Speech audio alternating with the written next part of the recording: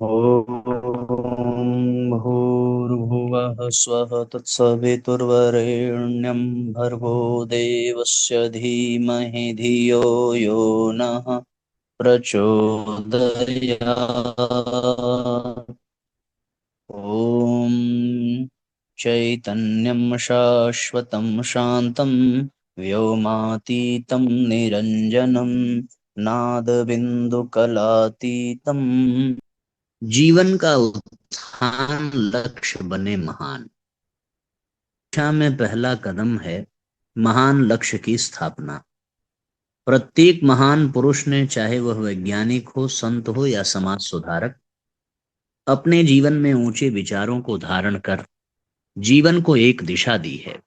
मनुष्य की ऊर्जा और सृजनशीलता तभी प्रकट होती है जब वह किसी बड़े लक्ष्य को अपनाता है।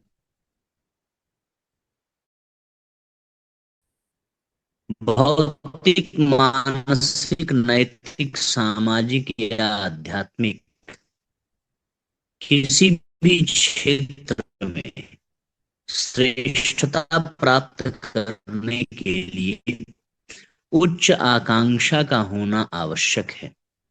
महानता का मार्ग केवल साधनों या परिस्थितियों से नहीं बनता, वह बनता है भीतर की ज्वाला, एक ऐसी प्रेरणा से जो आत्मा को झकझोर दे। जब हम अपने लिए कोई आदर्श बनाते हैं तो हमारा संपूर्ण जीवन उसकी पूर्ति की ओर केंद्रित हो जाता है। यही जीवन को सार्थक और उपयोगी बनाता है। बच्चों के जीवन में भी यदि बचपन से ही प्रेरणास्पद आदर्श रखे जाएं और उन्हें बताया जाए कि वे क्या बन सकते हैं, तो वे भी ऊंचाइयों को छू सकते हैं। इसके लिए माता पिता और शिक्षक का यह कर्तव्य बनता है कि वे बच्चों में आत्मबल, नैतिकता और सेवा भाव के बीज बोएं, क्योंकि कोई भी परिवर्तन बाहर से नहीं, भीतर से आता है। जब व्यक्ति भीतर से प्रेरित होता है और अपने लक्ष्य के प्रति पूर्ण समर्पण करता है, तभी वह जीवन में असाधारण उपलब्धियां प्राप्त करता है। इसलिए यदि हम जीवन में कुछ महान करना चाहते हैं तो हमें अपने भीतर महान आकांक्षाएं जगानी होंगी। मनुष्य के जीवन में वास्तविक उत्कर्ष तभी संभव है जब उसका तन, मन और विचार सभी पवित्रता के साथ एक महान उद्देश्य के प्रति समर्पित हों। बाहरी परिस्थितियों में चाहे जैसी भी बाधाएं हों, यदि भीतर की चेतना में सच्ची सेवा भावना और साधना की तपस्या है, तो जीवन का कायाकल्प निश्चित है। शरीर, मन और बुद्धि को ऊर्जस्वित बनाकर समाज और राष्ट्र की सेवा में लगाना ही सच्चे अर्थों में आध्यात्मिक जीवन की शुरुआत है। यह सेवा केवल बाहरी रूप से किसी को कुछ देने की नहीं, बल्कि आत्मशक्ति को जागृत करके और उसमें ईश्वर की प्रेरणा पाकर दूसरों के जीवन को उन्नत करने की प्रक्रिया है। ध्यान और तप से अर्जित शक्ति को केवल अपने लिए न रखकर जब व्यक्ति जन कल्याण में लगाता है, तभी उसका जीवन सार्थक बनता है। जो व्यक्ति केवल अपने लाभ और सुविधा की सोच में डूबा रहता है, वह सच्चे अर्थों में कभी भी आत्मविकास नहीं करता। वहीं जो दूसरों के कल्याण हेतु अपने विचारों, कर्मों और ऊर्जा को समर्पित करता है, वही व्यक्ति समाज में प्रेरक बनता है।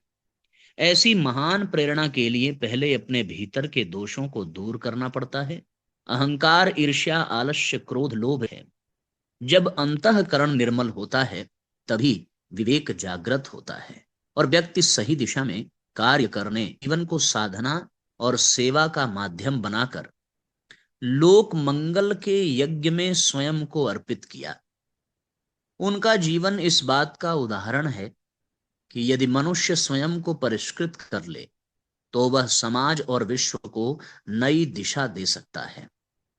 सच्चे और टिकाऊ परिवर्तन की शुरुआत आत्मनिरीक्षण और अपने दृष्टिकोण की समीक्षा से होती है। मात्र बाहरी साधनों से जीवन में गहराई नहीं आती। उसके लिए अंतःकरण की शुद्धि, चिंतन की स्पष्टता और सही दिशा में निरंतर प्रयास की आवश्यकता होती है। अगर सफलता प्राप्त करनी है तो केवल परिस्थितियों को दोष देने या भाग्य को कोसने से कुछ नहीं होगा। परिवर्तन का बीज भीतर बोया जाता है। जब व्यक्ति अपने विचारों को उन्नत करता है, तभी वह अपने व्यवहार और कार्यशैली को उत्कृष्ट बना पाता है।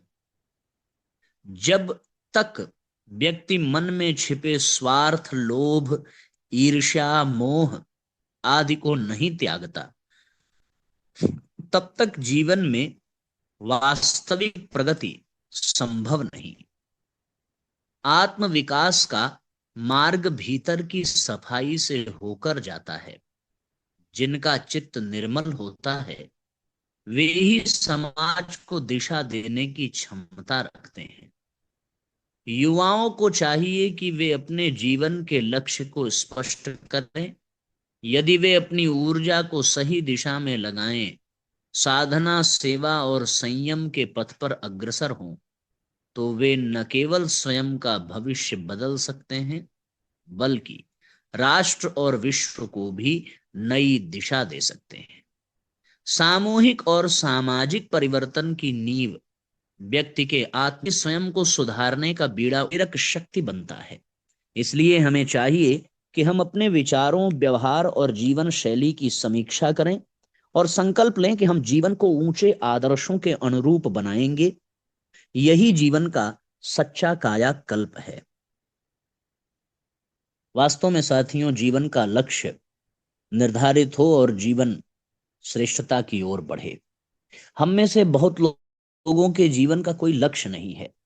केवल कमाना, खाना और परिस्थितियों का दास बन करके मर जाना, इससे जीवन को कोई नई पहचान नहीं मिलती, कोई नया अर्थ जीवन का निकल कर नहीं आता। लाखों, करोड़ों, अरबों लोग हैं, रोज पैदा हो रहे हैं, रोज मर रहे हैं, रोज तिल तिल करके जीवन बिता रहे हैं, पर ऐसे गिने चुने लोग ही हैं जो अपने जीवन से एक नई पहचान बनाते हैं, एक नया अर्थ जीवन का सामने प्रस्तुत करते हैं। उसका एक ही कारण है कि उनको अपने जीवन में एक लक्ष्य निर्धारित करके आगे कदम बढ़ाते हुए देखा गया है। और साथियों, उनके जीवन की ऊर्जा धीरे धीरे केवल अपने लक्ष्य में ही लगती है और वो अपने जीवन का परिष्कार करते जाते हैं। परिष्कार का तात्पर्य अपने भीतर के विकारों को खोज खोज करके मिटाना। सारा जीवन का रहस्य यही है। हमारे अपने ही भीतर इतना अहंकार, ईर्ष्या, द्वेष, काम, क्रोध, लोभ सब भरा पड़ा है कि उसके भरे जाने के कारण ही सारे दोष, दुर्गुण उससे जन्म लेकर के जीवन में आते हैं और जीवन को कलुषित कर देते हैं, कलंकित कर देते हैं। हमें अपने जीवन से बचने की आवश्यकता है। विशाखा के पौत्र का निधन हो गया। शोकाकुल वह भगवान बुद्ध के शरण में पहुंची। भगवान बुद्ध ने कहा, विशाखा, तेरा पौत्र तुझे मिल जाए तो? विशाखा ने उत्तर दिया, भगवान, मेरी प्रसन्नता का ठिकाना नहीं रहेगा। भगवान बुद्ध ने पूछा, और यदि पूरी श्रावस्ती नगर तुझे मिल जाए तो? विशाखा बोली, तो मेरी प्रसन्नता शतगुणित हो जाएगी। भगवान बुद्ध बोले, विशाखा, कल्पना कर कि सारे श्रावस्ती वासी तेरे पुत्र पौत्र हों और उनमें से एक भी नित्य मरे, तो तू सुखी रह सकेगी क्या? तेरा दुख कितना बढ़ जाएगा। सेवा का सुख चाहिए तो सारा संसार तेरा ही तो है। सबकी सेवा कर, आसक्ति छोड़। विशाखा के जीवन की दिशा ही उस उत्तर ने बदल दी। बहुत बड़ी बात है साथियों। वास्तव में सारे संसार को अपना ही माना जाए और मान करके सेवा में लगा जाए। किसी एक के प्रति आसक्त रहने से मोह जनित दुख होते हैं और उस दुख से छूटना है, बचना है, तो निरासक्त होना पड़ेगा। आत्मीयता का विस्तार करना पड़ेगा, संकीर्णता से ऊपर उठना पड़ेगा। ये सारे सिद्धांत और सूत्र साथियों परम पूज्य गुरुदेव के साहित्य में कूट कूट करके भरे हुए हैं। उनकी लेखनी में ये अद्भुत सूत्र और संदेश प्राप्त होते हैं जो कहीं भी इतनी सरलता से प्राप्त नहीं होते। अब आइए हम लोग एक रोचक अध्याय, अगला अध्याय पढ़ते हैं, कौओं की घटती संख्या। पूरी दुनिया के लिए यह एक चिंताजनक बात है कि इस धरती से निरीह पक्षियों की कई प्रजातियां विलुप्त होती जा रही हैं। विलुप्त होती जा रही इन प्रजातियों को बचाने के लिए किए जा रहे सभी प्रयास अब प्रभावी सिद्ध हो रहे हैं। पशु पक्षियों के अध्ययन में जुटे वैज्ञानिकों और संस्थाओं द्वारा समय समय पर जो जानकारियां एकत्र की जा रही हैं, वो यह साबित करने के लिए काफी हैं कि विलुप्त होती जा रही प्रजातियों को संरक्षित करने के लिए किए जा रहे प्रयास नाकाफी हैं। जो पशु पक्षी हमारे घर आंगन में विचरते थे, वे अब कहीं नहीं दिखते। घर आंगन में फुदकने वाली चिड़िया या कौवे अब नहीं दिखते। मीठी तान सुनाने वाली कोयल की कूक भी अब सुनाई नहीं देती। पेड़ पौधों की घटती संख्या को लेकर बर्ड लाइफ इंटरनेशनल के विशेषज्ञों ने एशियाई देशों में इस संबंध में अध्ययन किया। इस अध्ययन में कई महत्वपूर्ण जानकारियां मिली और चिंताजनक तथ्य भी सामने आए। एशिया के मुख्य रूप से 2500 से अधिक प्रजातियों में पक्षी पाए जाते हैं, जिनमें से 350 पक्षी अब विलुप्त होने के कगार पर हैं। चिंता की बात यह है कि कौवा भी इसी विलुप्त होने वाली प्रजाति में शामिल किया गया है। सिर्फ भारत की बात करें तो यहाँ 73 प्रजातियां खतरे में बताई गई हैं। एशिया के अन्य देशों में हालत और भी दयनीय है। हमारे देश में कौओं को काफी महत्व दिया गया है। पौराणिक आख्यानों से लेकर वर्तमान सदी में कौवे की प्रासंगिकता बनी हुई है। श्राद्ध पक्ष में तो बाकायदा कौओं को बुलाकर खिलाया जाता है। इन परंपराओं के बीच हमें यह बात खटकती है कि कौओं की संख्या निरंतर कम होती जा रही है। जिन शहरों में पर्यावरणीय दृष्टि से स्थितियां अब भी ठीक हैं, वहां कौओं को देखा जा सकता है। जिन शहरों में मगर अधिकांश शहरों में और शहर बनते गांवों में कौओं की संख्या घटती जा रही है। प्राकृतिक असंतुलन की मार कौओं जैसे निरीह पक्षियों पर भी पड़ रही है और ये पक्षी बीते समय की बात होते जा रहे हैं।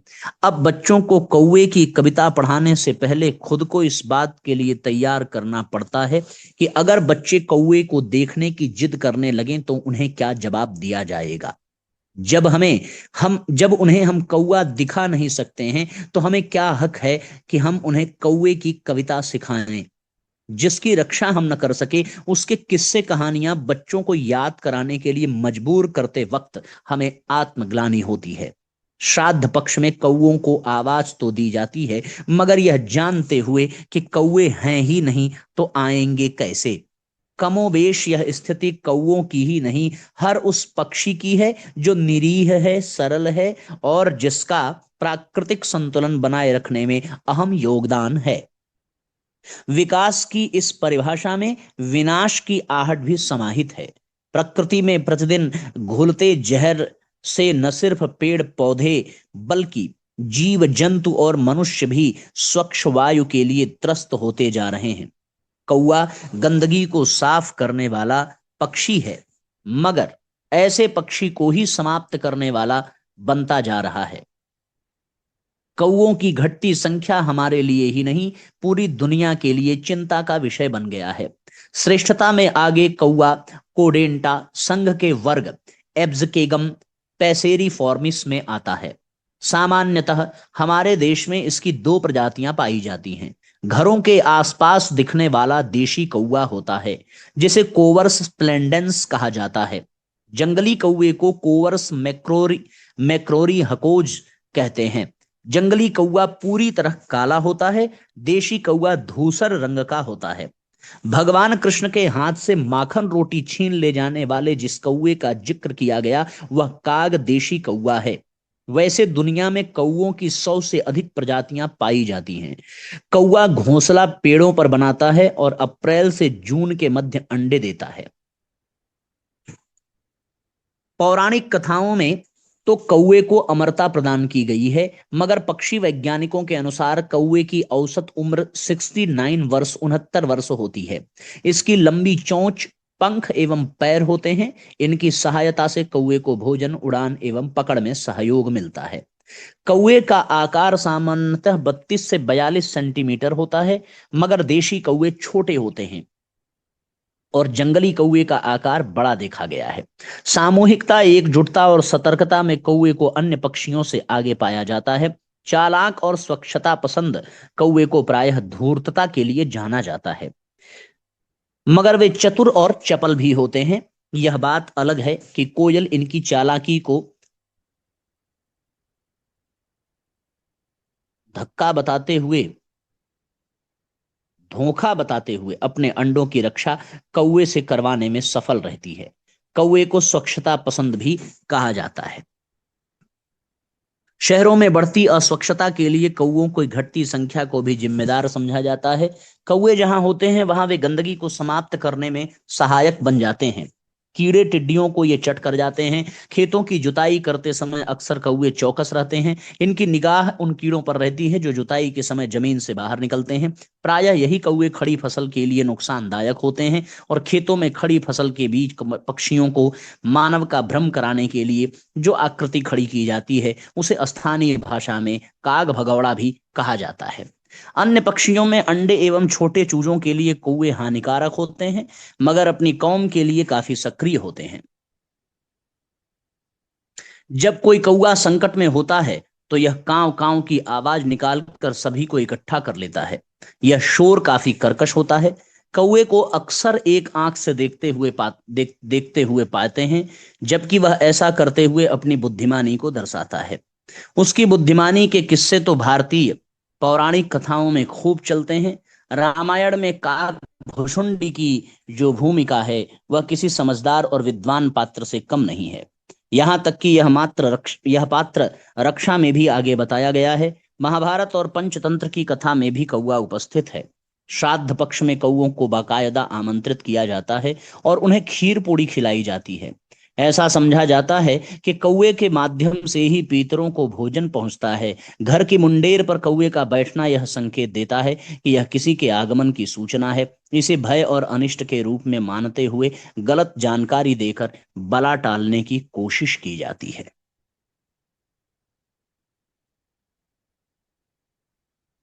वहीं आगंतुक की राह भी देखी जाती है। प्राचीन कथाओं से लेकर आधुनिक कथाओं, फिल्मों में भी कौवे को लेकर संवाद या गीत प्रस्तुत किया गया है। झूठ बोले कौवा काटे, काले कौवे से डरिए, मैं मायके चली जाऊंगी, तुम देखते रहिए। कौवे के गाने बनाए गए हैं। कौवे की उपस्थिति हमारे समाज में सदा से रही है। यह भी गौर करने लायक है कि कौवा जिस स्थान पर जैसा स्थान भारतीय समाज में किसी अन्य पक्षी को नहीं मिल पाया है। काक भुषुंडी जी के बारे में हम लोग रामायण में सुनते हैं। कौवा दिखने में काला है, इसकी आवाज कर्कश होती है, फिर भी इसका जिक्र हमेशा होता है। कौवे की तेज नजरों के तो जासूस भी कायल होते हैं। कौवे की देखने की शैली अजीब होती है, मगर वह सतर्क होता है। जमीन पर पड़ी खाद्य सामग्री हो या कीड़े, वह तुरंत देख लेता है और चतुराई से उसे उठा लेता है। आश्चर्य इस बात का है कि समाज के इस कदर रच बस गए इस पक्षी की संख्या निरंतर घटती जा रही है। श्राद्ध पक्ष में अब कौवों को खोजना पड़ता है। पहले स्थिति यह थी कि आवाज लगाते ही कौवों का झुंड आ जाया करता था। अब श्राद्ध पक्ष में तो ठीक सामान्य दिनों में भी कौवे नहीं दिखते। कौवों की घटती संख्या प्राकृतिक असंतुलन को तो दर्शाती ही है, मानवीय असंवेदनशीलता को भी स्पष्ट करती है। कौवा मनुष्य को कभी हानिकारक नहीं रहा है, मगर मनुष्य की विकासशील सोच के आगे कौवा हार रहा है। जरूरत इस बात की है कौवे जैसे कम होते जा रहे हैं, प्राणियों की रक्षा की जाए और मानव को संवेदनशील बनाया जाए। यदि ऐसा होता है तो कौवे की कांव कांव सुनाई देती रहेगी। बड़ी अच्छी जानकारी है साथियों कौवे के विषय में। हम लोग वास्तव में ये अनुभव कर रहे हैं कि कौवा की मात्रा घटती जा रही है। पहले जब हम लोग ननिहाल जाया करते थे तो वहां खेतों में बहुत जोर जोर से झुंड के झुंड कौवे आकर के शोर किया करते थे, पर वास्तव में अब ऐसा दिखाई नहीं पड़ता। एक गांव में विभिन्न देवी देवताओं को मानने वाले लोग रहा करते थे। वे सभी अपने देवता को दूसरे के देवता से श्रेष्ठ सिद्ध करने के आयोजन में लगे रहते। इस वाद विवाद में किसी का भला न हो पाता, बल्कि ग्राम में विकास का कार्य भी रुका रहता था। एक दिन उस गांव में एक संत का आगमन हुआ। उन्होंने जब गांव वासियों को आपस में इन मुद्दों पर बहस करते हुए देखा तो वे उन्हें समझाते हुए बोले, बेटा, जीवन ही प्रत्यक्ष देवता है। जो उसकी आराधना करते हैं वे ही महान उपलब्धियों के अधिकारी बनते हैं। जीवन के रूप में मिले अवसर का दुरुपयोग करने वाले अपने पैरों पर कुल्हाड़ी मारते हैं, वह दुर्गति का दुख भोगते हैं, उनका उद्धार कोई नहीं कर सकता। इन दोनों अध्यायों के साथ साथियों आज का सत्र विश्राम दिया जाए। गायत्री मंत्र साथ साथ। ओम भूर्भुवः स्वः तत्सवितुर्वरेण्यं भर्गो देवस्य धीमहि धियो यो नः प्रचोदयात्। अगला अध्याय है मन को मनाना सीखें। ये तो सबको आना चाहिए। इसको हम लोग कल पढ़ेंगे। आज के लिए इतना ही। जय राम जी की शुभ रात्रि।